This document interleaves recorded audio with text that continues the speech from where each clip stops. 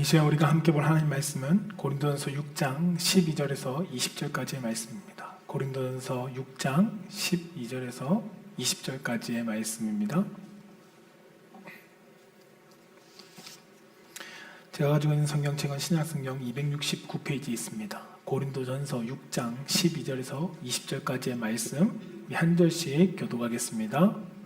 모든 것이 내게 가하나 다 유익한 것이 아니요 모든 것이 내게 가하나 내가 무엇이든지 얽매이지 아니하리라. 음식은 배를 위하여 있고 배는 음식을 위하여 있으나 하나님은 이것저것을 다 패하시리라. 몸은 음란을 위하여 있지 않고 오직 주를 위하여 있으며 주는 몸을 위하여 계시느니라. 하나님이 주를 다시 살리셨고 또한 그의 권능으로 우리를 다시 살리시리라. 너희 몸이 그리스도의 지체인 줄을 알지 못하느냐? 내가 그리스도의 지체를 가지고 창녀의 지체를 만들겠느냐? 결코 그럴 수 없느니라. 장녀와 합한 자는 그와 한 몸인 줄을 알지 못하느냐? 일렀을 때 둘이 한 육체가 된다 하셨나니 주와 합하는 자는 한 영이니라. 음행을 피하라. 사람이 범하는 죄마다 몸 밖에 있거니와 음행하는 자는 자기 몸의 죄를 범하느니라. 너희 몸은 너희가 하나님께로부터 받은 바 너희 가운데 계신 성령의 전인 줄을 알지 못하느냐? 너희는 너희 자신의 것이 아니라 값으로 산 것이 되었으니 그런즉 너희 몸으로 하나님께 영광을 돌리라. 아멘. 오늘 하나님께서 우리에게 주신 말씀은 고린도전서 6장 12절에서 20절까지의 말씀을 가지고 우리 함께 따라해 봅시다. 내 몸은 성령의 전입니다. 내 몸은 성령의 전입니다 라는 말씀의 제목으로 선포되어질 때 우리의 몸이 하나님의 전인 것을 기억하며 그 하나님의 전다운 삶을 살아가는 성도님들이 되시기를 주님의 이름으로 축복합니다.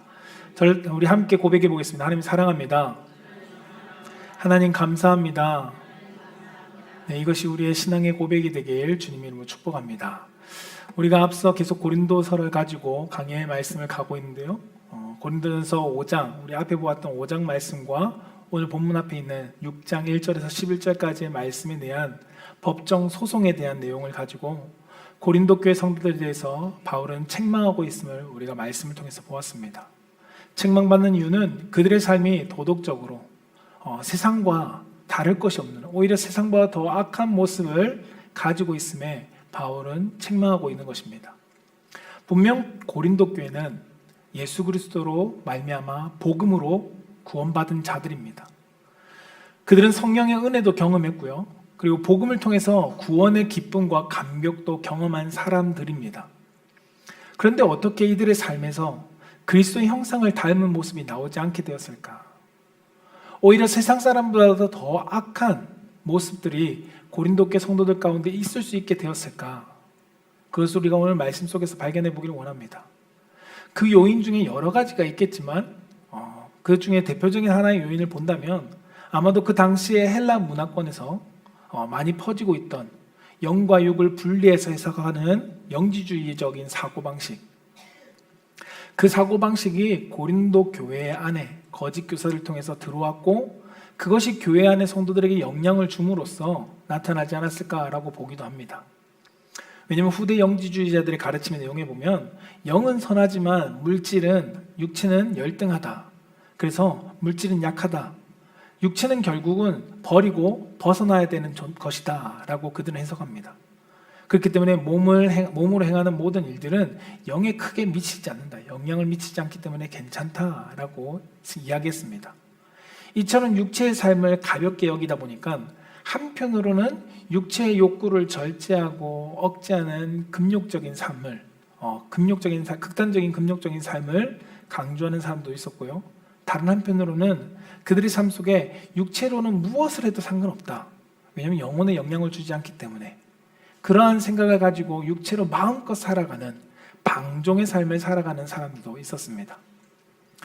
이것이 고린도 교회 안의 성도들에게도 영향력을 주었고 그들의 삶에도 비슷하게 나타나고 있다는 것이 문제입니다.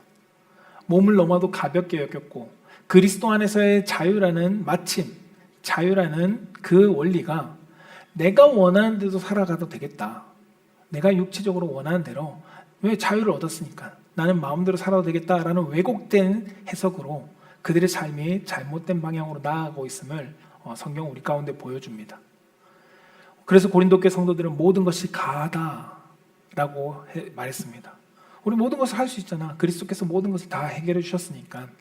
그것을 앞세우면서 자신의 욕망을 주장하고 자신의 욕망을 정당화하면서 구원의 은혜를 죄에서 돌이키는 게 능력이 아니라 죄를 지어도 괜찮다라는 오해로 그들은 해석하게 되었습니다.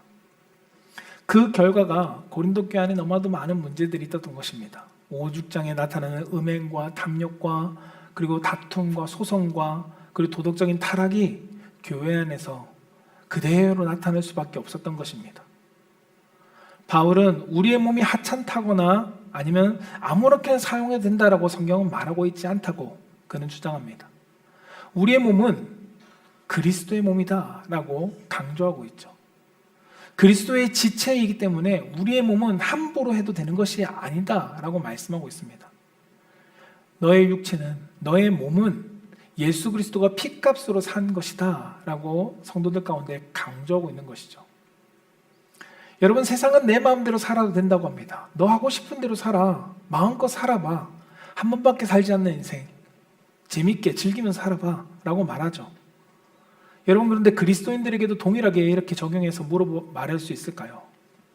저는 여러분들에게 질문해 보고 싶습니다. 여러분들의 몸의 주인은 누구입니까? 나입니까? 아니면 다른 존재입니까? 내 몸이 주인의 뜻에 따라 사용되어지고 있는가? 우린 다시금 되돌아볼 수 있어야 할 것입니다. 사도 바울은 고린도 교회 성도들로 하여금 여러분들의 몸은 여러분들 것이 아닙니다 라고 말합니다. 여러분들의 몸은 성령의 전입니다 라고 이야기하고 있다는 것입니다. 여러분, 우리의 몸은 그리스도가 피값으로 사시고 값을 지불하셨기 때문에 우리의 것이 더 이상 아닙니다. 성령의 전이라는 것입니다. 우리가 그렇기 때문에 어떻게 살아야 할지는 말씀이 분명히 가르쳐주고 있습니다. 내 마음대로, 내 욕심대로, 내 정욕대로 살아갈 것이 아니라 하나님이 원하시는 대로 우린 살아가야 된다라고 성경은 말씀하고 있죠. 여러분, 그렇다면 우린 성령의 전으로서 어떻게 살아가야 되는지 함께 말씀을 통해서 발견해 보고자 합니다. 그 첫 번째는 무엇이냐면 한번 따라해 볼까요? 자유하지만 어떤 것에도 지배당하지 않는 삶입니다. 자유하지만 어떤 것에도 지배당하지 않는 삶. 네, 자유하지만 어떤 것에도 지배당하지 않는 삶. 이 삶을 우리는 살아야 한다는 것입니다. 성령의 전으로 살아가는 삶은 자유합니다.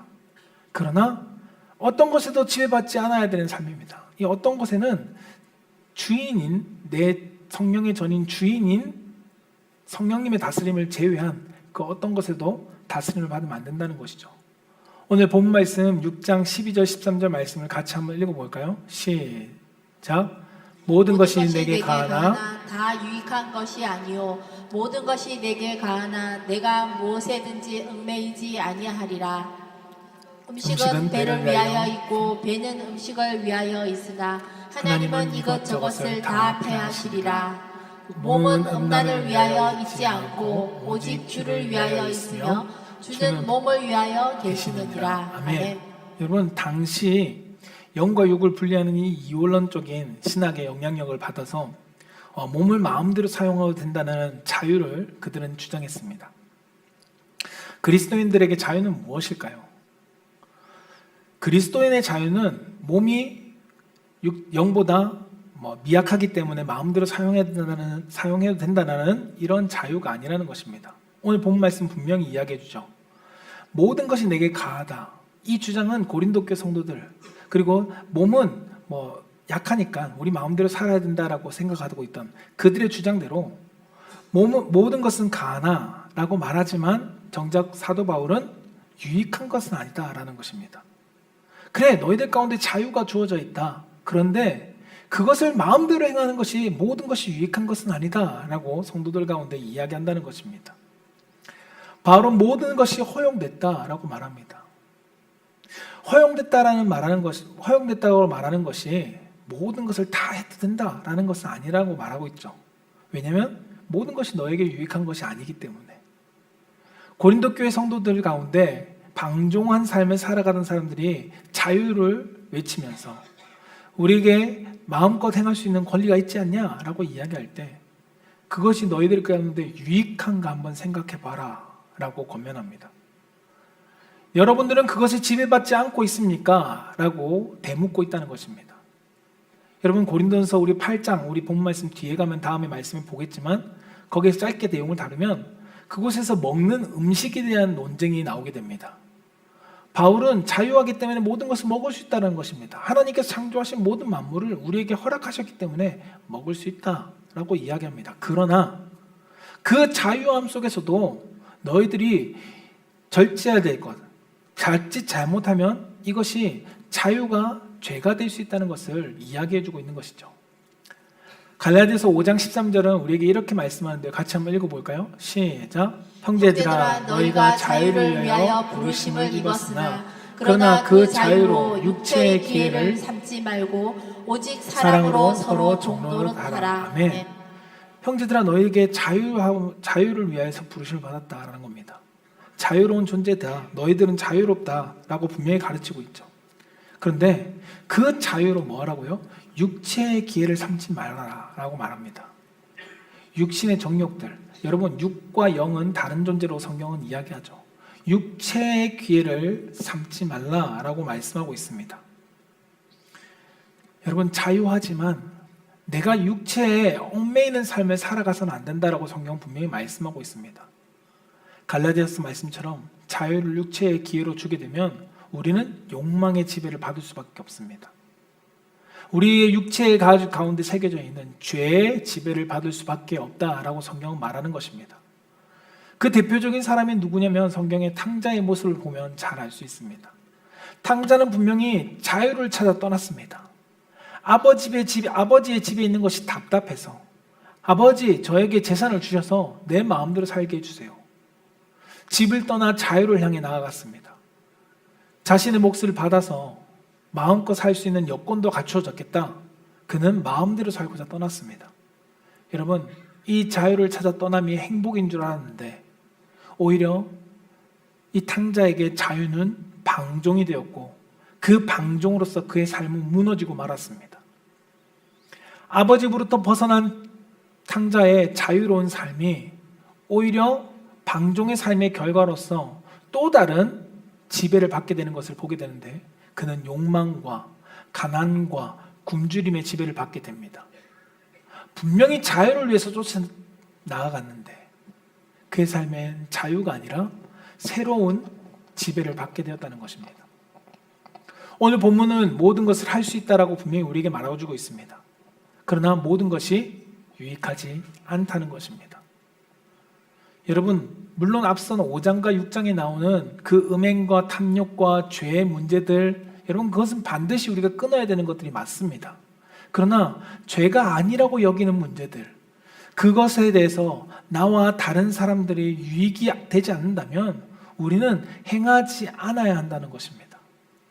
그 내가 하고 싶은 일이라 할지라도 그것이 다른 사람과의 관계 속에서 유익이 되지 않는다면 우리는 그 일을 끊어내야 한다는 것이죠. 자유가 유익이 되는가를 우리는 점검해야 한다는 것입니다. 이번 영상 말씀 중에서 김명삼 목사님이 말씀하실 때 내가 잠을 못 자서 피곤하다라고 얘기할 때 어떤 분이 권면해 주기를 비행기 타고 가면서 포도주 한 잔을 마시고 주무시면 잘 잠잘 수 있을 겁니다 라는 말에 목사님이 그래 한번 해보자 해서 비행기를 탔고 이륙할 때 스튜어디스를 불렀는데 그 스튜어디스가 목사님 무슨 일이십니까? 라는 말에 목사님이 포도주를 요구하지 못하고 물 한 잔 주세요 라고 얘기했던 그 내용이 왜 그렇게 하셨을까? 포도주 한 잔 마실 자유가 없어서 그랬을까요? 자신의 행동이 다른 사람에게 미칠 영향 때문에 목사님은 하지 않았던 것입니다. 이것이 자유하지만 자유와 유익이 되지 않는다면 안 하는 그 성경의 말씀의 삶인 것입니다. 성경에서 바울은 디모데에게 권합니다. 그 위장과 자주 나는 질병 때문에 포도주를 조금 먹어라. 사용해라. 약의 용도로 사용해라. 김명삼 목사님도 즐기기 위해서 그런 게 아니라 약의 용도로 내가 좀 수면을 취해야 되니까 사용하려고 했지만 그러나 그것이 그 사람에게 유익이 되지 않는다면 혹여나 이 사람에게 시험거리가 된다면 어떡할까? 라는 그 고민 속에 행하지 않은 것처럼 내가 할 수 있는 자유에서 내가 다른 사람들에게 부정적인 영향력을 준다면 우리는 그것을 하지 않는 것이 더 유익함을 성경은 말씀합니다. 이 자유가 나를 지배하기 시작하면 사람들과의 관계를 따지지 않습니다. 이 사람이 어떻게 여기든 나는 내가 원하는 것을 해야 돼 라고 생각하며 내가 원하는 길을 추구하며 나아갑니다. 그러나 성도는 그런 삶을 살아가는 사람이 참 진리에 따라 살아가는 사람이 아니라는 것을 우리는 기억해야 합니다. 그리스도인들, 오늘 고린도 교회 가운데 5장 10절과 6장 9절에서 10절 말씀이 나오는 그들의 음행과 우상숭배와 간음과 탐욕과 도둑질과 술 취하는 것, 이러한 일들을 하지 않는 것은 분명히 그들이 그것이 죄이기 때문에 하지 않는 것도 있습니다. 그러나 또 다른 이유는 그런 것들을 가지고 내가 행할 때 나를 바라보는 사람들과의 관계 속에서 결코 그들에게 유익을 줄 수 없기 때문에 하지 않아야 될 이유도 된다는 것입니다. 사랑하는 성도 여러분, 세상은 내가 원하는 것 마음대로 살아가라고 이야기합니다. 하고 싶은 거 해. 왜 그렇게 참아? 병 걸려.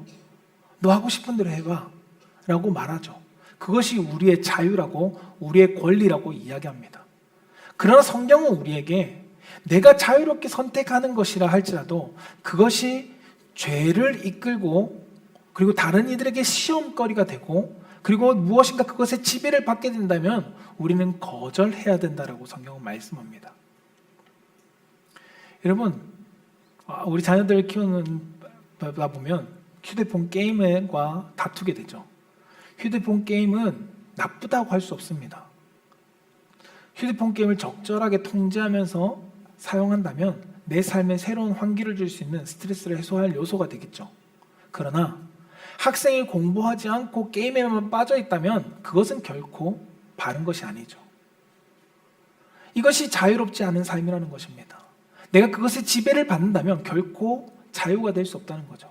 내가 그것을 적당하게 통제권 안에서 사용되어진다면 우리는 자유로울 수 있지만 그것이 나를 지배하게 되는 순간 우리는 자유가 아니라 또 새로운 통제를 받게 되는 존재가 되어버립니다.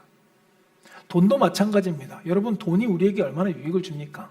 잘 관리하고 다스리면 우리의 삶을 윤택하게 합니다. 결코 나쁜 것이 아닙니다. 그러나 문제는 돈에 매달리기 시작하면, 돈의 마음을 빼앗기고 돈을 쫓아가기 시작하면 그것이 우리를 다스리는 존재가 되고 그때 우리는 죄 가운데 빠진다는 것입니다. 성경은 돈을 나쁘다라고 말하는 것이 아니라 돈을 우상화하는 것이 잘못됐다라고 말하고 있는 것이죠. 사랑하는 성도 여러분, 참된 자유는 무엇일까요? 무엇이든 마음껏 누리는 것이 참된 자유가 아니라는 것입니다.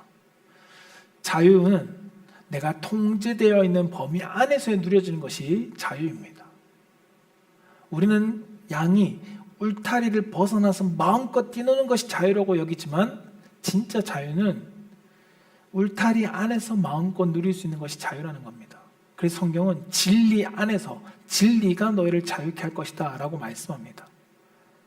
우리가 죄의 욕망 가운데 끌려가지 않고 우리는 거절할 수 있어야 합니다. 요한복음 8장 32절에 진리를 알지니 진리가 너희를 자유케 하리라 라고 말씀합니다. 여러분, 그리스도 안에서 주어진 자유를 육체의 기회로 사용하지 않아야 합니다. 분명히 우리는 자유한 자들입니다. 예수님께서 우리에게 자유를 주셨습니다. 그러나 그 자유가 진리 안에서 죄의 육체 가운데 지배당하는 것이 아니라 진리 안에서 우리가 그리스도 안에서 참 자유를 누리고 그 자유의 기쁨을 선포하며 고백하는 성도가 될 수 있기를 주님의 이름으로 축복합니다. 두 번째, 내가 몸이 성전이 전인 것을 기억하는 것은 따라해봅시다. 함께 고백해 봅시다. 그리스도와 하나 된 지체로 살아가는 삶입니다. 그리스도와 하나 된 지체로 살아가는 삶입니다. 네, 내 몸의 성령의 전임을 나타내는 것은 그리스도와 하나 된 지체로 살아가는 삶을 통해서 나타납니다.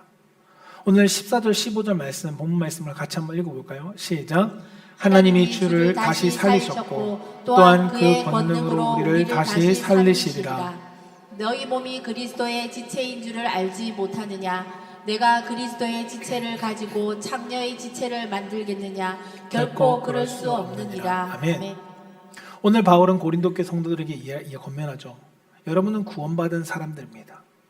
이 구원받은 자의 정체성을 바울은 오늘 성도들에게 알려주고 있습니다. 그것이 무엇이냐?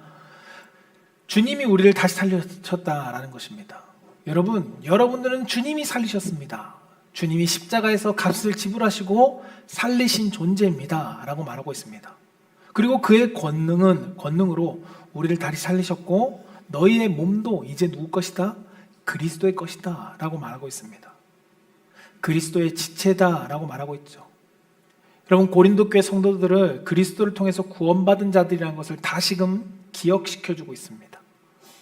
여러분들은 예수 그리스도의 피값으로 산 존재라는 것을 다시금 가르쳐주고 있습니다. 또한 여러분, 하나님께서 여러분들을 살리신 것처럼 여러분들의 몸도 다시 살려날 것입니다 라고 말합니다. 그러므로 우리의 몸은 버려질 하찮은 것이 아닙니다 라고 말하고 있죠. 여러분, 성도 한 사람 한 사람의 몸은 그리스도의 지체입니다. 우리는 그것을 기억해야 합니다. 그렇기 때문에 우리의 몸을 가꿀 수 있어야 되고 우리의 삶을 가꿀 수 있어야 한다는 겁니다. 왜요? 나의 몸은 그리스도의 지체이기 때문에. 그런데 많은 그리스도인들이 이 그리스도의 지체라는 것을 인식하지 못하고 살아갑니다. 그러니 내가 하고 싶은 대로 살아가죠. 소유권이 나에게 있는 것처럼 살아갑니다. 음행에 내어주고 그리고 악한 일에 내어주고 그리스도와 연합되지 않은 삶 속에서 우리가 살아가게 된다는 것입니다. 내가 그리스도의 지체라는 것을 기억하며 살아가면 그리스도의 뜻을 거스르지 않게 됩니다. 그런데 그 정체성을 잃어버리는 순간 우리는 세상에 내 몸을 내어주게 되어버립니다. 그리스도의 지체인 그리스도 성도와 교회가 그리스도를 따르지 않는다면 우리의 몸의 질서는 무너지게 될 것입니다. 이 육체의 질서가 아니라 그리스도의 몸의 질서는 무너집니다. 그리고 지체로서 맡겨진 기능을 감당하지 못하게 되겠죠. 너희는 거룩한 성전이다. 이 성전의 기능을 상실해버리게 될 것입니다. 여러분, 내 몸이 그리스도 하나 되어질 때 우리는 거룩한 성전으로서 살아갈 수 있습니다. 나의 몸과 그리고 그리스도의 몸이 하나 되어짐을 우리가 인식하며 살아갈 때 내 삶을, 내 몸을, 내 육체를 그리스도께 맡기며 살아갈 수 있는 삶이 된다는 것입니다. 사랑하는 성도 여러분, 우리의 영적 기능이 어떤 상태인지 여러분 다시 한번 점검해 봅시다. 여러분, 어떤 상태인가요? 그리스도와 하나 되어서 우리의 영적 기능이 바르게 작동하고 있습니까? 아니면 나의 육신의 욕망과 정욕대로 하고 싶은 대로 살아가고 계십니까? 여러분, 분명히 교회에서 봉사하고 헌신하고 지금 이 자리에서 예배드리고 여러분 살아가고 있지만 과연 나는 영적인 기능이 잘 작동되어 살아가고 있는가? 여러분, 오해하지 마십시오. 고린도 교회 성도들도 교회에서 예배드렸고요, 그들도 봉사했고요, 그들도 은사라는 것이 있었습니다. 근데 고린도서를 잘 보면 그들을 향해서 계속 책망합니다. 여러분, 우리의 외적인 신앙 활동이 무엇이 어떻게 하고 있느냐, 그것보다 내 몸을 나는 어떠한 존재로 여기고 있는가가 너무 중요하다는 것입니다. 순종하지 못하면서 봉사하고 있고 예배드리고 있다면, 하나님 말씀의 뜻 따라 내가 내어주지 못하면서 무엇인가 드러내는 것에만 내가 행위적인 삶을 살아간다면 우리는 그것이 결코 구원받은 자다라고 확정할 수 없다는 겁니다. 여러분, 그리스도의 다스림, 말씀을 듣고 순종하는 것, 이것을 행하지 못하면 우린 영적인 감각이 둔해진 상태입니다. 분명히 교회는 나와 있는데, 예배는 드리는데 나의 영적인 감각이 둔해져 있으면 습관적으로 예배드리고 습관적으로 교회에 나와 있지 하나님 말씀에 순종하지 않는다는 것입니다. 설교를 듣지만 설교기 문을 나서는 순간 들려지지 않는다면, 행해지지 않는다면, 말씀대로 살아가지 못한다면 우리의 영적인 상태는 벌써 심각하게 둔감되어져 있는 상태라는 것입니다. 여러분, 우리가 교회에 나와 있는 것으로 만족해서는 안 됩니다. 내 삶이 정말 그리스도와 하나 되어져서 살아가고 있는가? 그리스도와 연합되어져서 살아가고 있는가? 그리스도의 지체로 살아가고 있는가? 아니면 나의 육신의 정욕대로 살아가고 있는가? 우리는 부단히 다시금 점검해야 합니다. 그래서 내 삶의 경건의 능력이, 그리스도의 모습이, 형상이 나타날 수 있게 해야 된다는 것입니다. 디모데후서 3장 5절은 우리에게 이렇게 가르칩니다. 함께 읽어볼까요? 시작. 경건의 모양은 있으나 경건의 능력은 부인하니 이 같은 자들에게서 내가 돌아서라. 아멘. 경건의 모양은 있으나 경건의 능력을 부인한다는 겁니다. 하나님께 내어드리지 못하는 삶입니다. 하나님과 함께하지 못하는 삶입니다. 하나님의 말씀을 살아내지 못하는 삶이라는 겁니다. 모양은 분명히 교회 다니는 사람인데 살아내지 못하는 모습. 야고보서 2장 17절은 또 이렇게 우리에게 가르칩니다. 함께 읽어볼까요? 시작. 이와 같이 행함이 없는 믿음은 그 자체가 죽은 것이라. 아멘. 여러분, 경건의 능력을 나타내지 못하는 삶은 죽은 것이라고 성경은 말씀합니다. 머리 대신 그리스도의 다스림을 거부하면 말씀을 들어도 순종하지 못하게 됩니다. 분명히 말씀은 들었는데, 설교를 들었고 성경책을 읽고 말씀을 읽었는데 그리스도의 다스림을 거부한 삶은 읽은 것으로 끝나지 살아내지 못한다는 것입니다. 죄가 찾아올 때 그것을 분별하지 못합니다. 무엇이 옳은지 무엇이 그른지를 분별하지 못하고 선택하지 못합니다. 그리고 사랑해야 될 대상을 사랑해야 되는데 사랑하지 못하고요. 영적으로 성장해야 되는데 성장하지 못합니다. 교회를 여러분 20년 다니고 30년 다니고 직분이 목사여도 그리스도께 내 삶을 내어드리지 못하면, 다스림을 받지 않으면 우리는 영적으로 성장하지 못한다는 것을 기억해야 합니다. 에베소 4장 15절 16절은 우리에게 이렇게 가르치죠. 함께 읽어볼까요? 시작. 오직 사랑 안에서 참된 것을 하여 범사에 그에게까지 자랄지니라. 그는 머리라 곧 그리스도라. 그에게서 온몸이 각 마디를 통하여 도움을 받음으로 연결되고 결합되어 각 지체의 분량대로 역사하여 그 몸을 자라게 하며 사랑 안에서 스스로 세우느니라. 아멘. 말씀에 한번 돌아가 보실래요? 15절요. 오직 사랑 안에서. 어디서요? 오직 사랑 안에서. 오직 사랑 안에서 참된 것을 하며, 오직 그리스도 안에서 참된 것을 행하며 범사에 그기까지 자라라 라고 성경은 말씀합니다. 사랑하는 성도 여러분, 성령님의 도우심을 따라 우린 그리스도 안에서 한 지체가 되어 살아가야 합니다. 이 한 지체는 그리스도와 내가 하나 되어진 지체로 살아가야 한다는 것입니다. 그리스도와 내가 연합되어져서 그리스도의 삶을 살아갈 때 우리의 삶은 성장되어져 갑니다.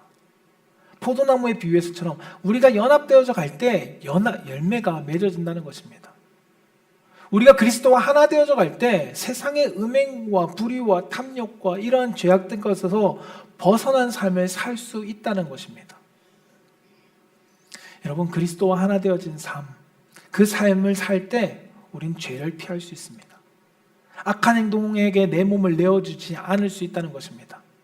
생활에 잘못된 습관, 나에게 습관이 있어서 그래요. 내가 습관 때문에 그래요. 여러분, 습관의 지배를 받지 않게 된다는 것입니다. 무엇 할 때요? 그리스도와 연합되어질 때.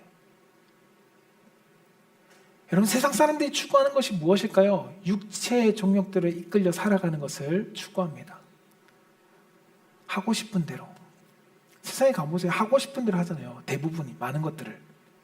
못하는 것도 있죠. 그거는 못해서 안 하는 거지. 하고 싶은 대로 하고 싶어 합니다. 정욕에 이끌리면 여러분, 교회 생활이라 할지라도, 그리스도인이라 할지라도 그 삶을 벗어나지 않습니다. 교회 활동만 열심히 한다면 교회에 출석할 수 있지만 그러나 그리스도의 지체다운 삶을 살아가지 않게 됩니다. 내 삶이 그리스도와 하나 되어지지 않을 때는 세상 사람인지 교회 사람인지 구별되지 않습니다. 분명히 교회는 나와 있지만, 예배를 드리고 그리고 헌금 생활도 하지만 내 삶의 모습을 돌아보면 세상 사람과 나의 모습 속에 구별되어지지 못한 삶의 모습이 드러납니다. 여러분, 성경은 우리에게 말합니다. 우리의 몸은 욕망을 위한 도구가 아니라고, 육체의 정욕을 쫓아 살아가는 도구가 아니라고 성경은 분명히 우리 가운데 가르칩니다.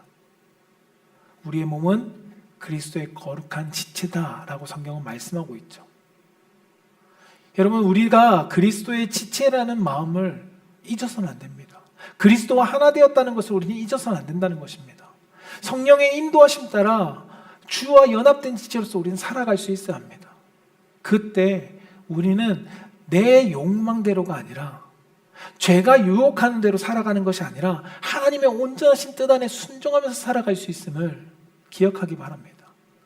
우리 사랑하는 성도님들이 그리스도와 하나 되어진 지체로서, 연합되어진 지체로서 하나님이 원하시는 그 뜻의 삶을 살아낼 수 있는 성도가 되기를 주님의 이름으로 축원합니다. 마지막 세 번째, 내 몸에 성령이 전인 것은 따라해 봅시다. 성령님께 몸의 주도권을 내어드리는 삶입니다. 몸의 주도권을 내어드리는 삶입니다. 네, 성령님께 내 몸의 주도권을 내어드리는 삶입니다. 여러분, 오늘 19절에서 20절 말씀을 함께 읽어볼까요? 시작. 너희 몸은 너희가 하나님께로부터 받은 바 너희 가운데 계신 성령의 전인 줄을 알지 못하느냐? 너희는 너희 자신의 것이 아니라 값으로 산 것이 되었으니 그런즉 너희 몸으로 하나님께 영광을 돌리라. 아멘. 여러분, 우리의 삶 속의 주도권이 누구에게 있는지를 보면 그 삶의 주인이 누군지를 알 수 있습니다. 집에도 보면 주민등록 등록상으로는 아빠일 수 있지만 집의 주도권이 엄마구나라는 것을 우리가 보는 것처럼, 그러면 주도권을 쥐고 있는 사람이 그 집을 끌고 갑니다. 제가 반려견 훈련시키는 강영욱 씨 그 영상을 가끔 보면 반려견을 교정하는, 문제 있는 반려견을 교정하는 모습을 볼 때 때때로 반려견이 주인보다 위에 있으려고 하는 모습들이 보입니다. 대체로 다 많은 문제는 주인을 주인으로 보지 않음으로써 생기는 문제들이 많더라고요. 그럴 때 강용욱 씨가 하는 말은 반려견에서 주도권을 빼앗기지 마십시오라고 이야기합니다. 그 반려견이 주인을 주인으로 보게 만들라는 것이죠.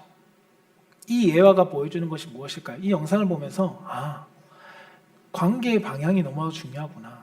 잘해주는 것보다 중요한 것은 누가 주도권을 가지고 있느냐가 참 중요하구나라는 것을 깨닫습니다. 여러분, 배의 키를 가지고 있는 존재가 배의 방향을 설정하고 배를 이끌고 갑니다. 인생의 주도권을 가지고 있는 존재가 그 인생의 방향을 결정합니다. 세상 사람들은 내가 주인입니다. 내 인생의 주인은 너야. 너의 인생은 너가 책임지는 것이야 라고 이야기하죠. 그래서 내가 원하는 대로 살아갑니다. 그러나 그리스도인은 어떠한 존재일까요? 그리스도인은 그리스도가 값을 주고 지불해서 우리를 샀다라고 표현합니다. 그리고 우리의 새 사람을 입었습니다. 그리고 내 삶에 더 이상 주인은 내가 아니다라고 성경은 말씀하고 있죠. 왜요? 값을 지불하고 사셨기 때문에. 우리는 그리스도에게 속한 존재라는 것을 잊지 말아야 합니다. 예수 그리스도의 피값으로 우리를 사셨습니다. 값을 지불하고 사셨다는 것은 더 이상 그 산 사람의 것이지 내 것이 아니라는 것이죠. 여러분, 우리가 그리스도의 소유라는 것을 기억할 때 우리는 성령님의 거룩한 성전으로 살아갈 수 있습니다. 우리의 소유권이 나에게 있는 것이 아니라 하나님의 피값으로 나를 사셨다라는 것을 내가 인정할 때 우리는 성령의 전으로 살아갈 수 있다는 것입니다. 여러분, 죄악은 우리의 삶 가운데 불쑥불쑥 솟아납니다. 성령님께서 우리를 사셨지만 내 안의 죄악은 여전히 나를 지배하려고 합니다. 그러므로 오늘 본문과 로마서 말씀은 죄에게 우리 몸을 지배당하지 말라라고 말씀하죠. 로마서 6장 12절 13절 말씀을 읽어볼까요? 시작. 그러므로 너희는 죄가 너희 죽을 몸을 지배하지 못하게 하여 몸의 사욕에 순종하지 말고, 또한 너희 지체를 불의의 무기로 죄에게 내주지 말고, 오직 너희 자신을 죽은 자 가운데서 다시 살아난 자 같이 하나님께 드리며 너희 지체를 의의 무기로 하나님께 드리라. 아멘. 여기서 말씀하죠. 12절에 너희는 죄가 너희 죽을 몸을 지배하지 못하게 하라 라고 말씀합니다. 죄가 우리의 몸을 지배하지 못하게 하라 라고 성경은 말씀하고 있다는 겁니다. 앞서 말씀드린 예화에서 강영욱 씨가 여러분 훈련시키는 모습 보면 주인보다 큰 개가 나올 때가 있습니다. 주인보다 큰 개. 그 주인보다 큰 개가 나올 때 그 개가 주인을 주인으로 인정하면 주인이 끈만 들고 있어도 주인이 원하는 대로 갑니다. 그런데 주인을 주인으로 인정하지 않을 때는 개가 힘이 세다고 주인을 막 끌고 갑니다. 여러분, 이와 마찬가지로 우리가 죄가 내 몸을 지배하게 되면 하기 싫은데 나는 하기 싫은데 어느 순간 내가 그 일을 하고 있는 나의 모습을 바라보게 됩니다. 끌려가고 있는 모습을 본다는 거죠. 안 된다는 것은 아는데 끌려가고 있습니다. 그러나 내 몸을 그리스도께 주인으로 내어드리면 주님이 아니라고 할 때 아니야 라는 사인을 주면 아니구나 라고 멈추는 것이 가능해진다는 것입니다. 여러분들에게 질문해 보고 싶습니다. 여러분의 몸에, 여러분들의 삶에 주도권은 누가 쥐고 계십니까? 여러분들의 삶의 주도권 어떻게 나타나느냐 따라 여러분들의 주도권이 누구에게 있는지 알 수 있습니다. 제가 우리의 몸을 지배하면 육체의 욕망 따라 살아가게 됩니다. 그것을 따지지 않습니다. 성경이 맞냐 안 맞냐라고 말하는 것을 따지지 않고 하고 싶은 대로 살아가게 되죠. 누구처럼요? 고린도 교회 성도들처럼. 우리의 계모가 좋으니까 우리 계모, 우리 아버지의 남편과 마음대로 동침하면서 사는 것, 내가 좋으니까. 여러분, 그러한 문제들이 나타날 수밖에 없다는 것입니다. 어디서요? 교회에서요. 여러분, 고린도 교회 성도들처럼 신앙생활은 하고 있지만 실제 삶에서 내가 육체의 욕망대로 끌려가고 있는 성도는 아닌지 다시금 우리는 점검해 볼 수 있어야 합니다. 성령님께 주도권을 내어드린 사람은 다르죠. 육체의 욕망이 안 나오는 게 아닙니다. 육체의 욕망이 나오죠. 그러나 그 욕망이 나오려고 할 때마다 스탑! 강아지가 주인의 말을 듣지만 때때로 자기가 욕망에 끌릴 때 달려가려고 할 때 주인이 잘 훈련된 개는, 주인의 주권을 인정하는 개는 스탑하고 땡기면 가지 않습니다. 그와 마찬가지로 우리의 삶에 나의 주인이신 성령님께서 아니야, 너 라고 얘기할 때 네 라고 순종할 수 있는 우리의 삶의 주도권을 주님께 내어드려야 한다는 것입니다. 여러분, 성령님의 인도하심을 전적으로 신뢰하게 되면 우리의 삶은 변해집니다. 성령님에게 내 삶의 주도권을 온전히 내어드리면 내 삶은 변화되어질 뿐만 아니라 성령의 열매를 맺어내게 된다는 것입니다. 갈라디아서 5장 16절은 우리에게 이렇게 말씀합니다. 함께 읽어볼까요? 시작. 내가 이르노니 너희는 성령을 따라 행하라. 그리하면 육체의 욕심을 이루지 아니하리라. 아멘. 육체의 욕심을 이루지 않는다는 것입니다. 누굴 따라서 하면? 성령을 따라 행하면. 우리가 성령님의 주권을 인정하지 않으니까 내 육체가 가자는 대로 갑니다. 우리의 육체의 욕심을 따라 살고 우리가 성령님께서 내 삶의 주도권을 가지시면 우리의 삶은 변화되어집니다. 그러나 육체의 욕심을 따라 살고 싶어진다면 아직까지 주도권이 내 삶 가운데 성령님께 온전히 내어드리지 못한 것일 수도 있습니다. 여러분, 우리의 삶의 모든 영역에 온전히 내어드릴 수 있어야 합니다. 교회 생활만, 교회에 왔을 때만 성령님 나의 주도권을 줘주세요가 아니라 교회에 있을 때든 집에 있을 때든 혼자 있을 때든 우리의 모든 영역의 삶을 성령님께 내어드리면 성령님께서 우리를 인도하시는 그 은혜를 누리게 될 것입니다. 분명히 끊임없이 우리의 죄의 욕망은 솟아나옵니다. 특히나 혼자 있을 때 죄의 욕망은 더 많이 나오겠죠.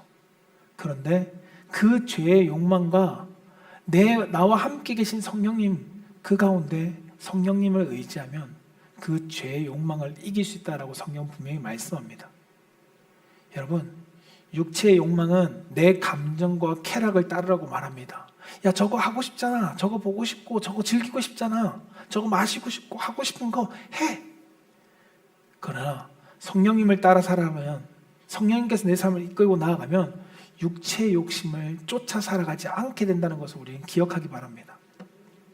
육체의 욕망의 주도권, 여러분, 육체의 욕망의 주도권을 육체의 욕망에게 내 몸의 주도권을 내어주면 우리에게서 맺어지는 열매는 죄의 열매밖에 없습니다.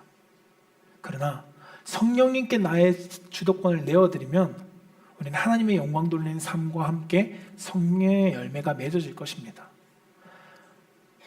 저는 우리 사랑하는 성도님들이 내 몸의 주인이 누구인지를 잊지 않기를 원합니다. 내 몸의 주도권을 내어드린 분이 누군지를 잊지 않기를 원합니다. 내 삶의 주도권은 주님의 것입니다. 매번 고백하십시오. 내 삶의 주도권은 주님의 것입니다. 오늘도 살아감에 있어서 내 삶의 주도권을 주님께 내어드립니다. 그럴 때 우리의 삶이 어느 순간 성령의 전으로서 살아가고 있을 것입니다. 이 사실을 인정할 때 내 삶의 주도권을 성령님께서 쥐시고 나를 인도해 주실 것입니다. 저는 우리 사랑하는 성도님들이 죄에게 무기력하게 지는 성도가 되지 않기를 원합니다. 성령님의 도우심을 따라 죄를 단호하게 거절할 수 있는 성도가 되기를 소망합니다. 그래서 우리의 몸을 다스림을 성령님께서 다스려 주시고 절제하게 하시고 인내하게 하시고 우리가 복음으로서 살아가게 하심으로써 성령님이 내 삶을 다스릴 때 진리 안에서의 진짜 자유가 무엇인지를 누리며 경험하며 살아가는 귀한 믿음의 성도가 되기를 축복합니다. 말씀을 정리하고자 합니다. 사랑하는 성도 여러분, 예수님은 우리에게 자유를 주셨습니다. 여러분 다 자유를 얻은 자들입니다.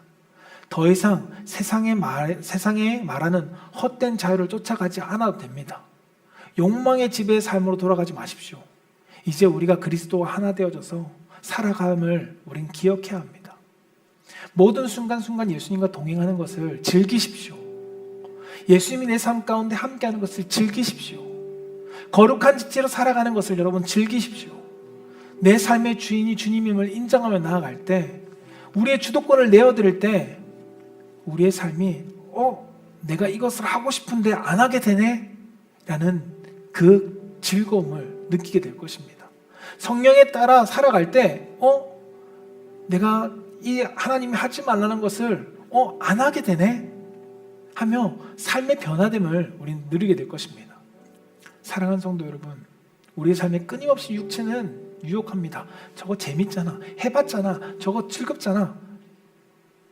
그런데 우리를 다스리는 분이 성령님이 되어질 때 그 육체의 즐거움보다 더 기쁨을 누리게 하시는 성령님의 은혜가 여러분들 삶 가운데 가득가득 누려지기를 주님의 이름으로 축원합니다.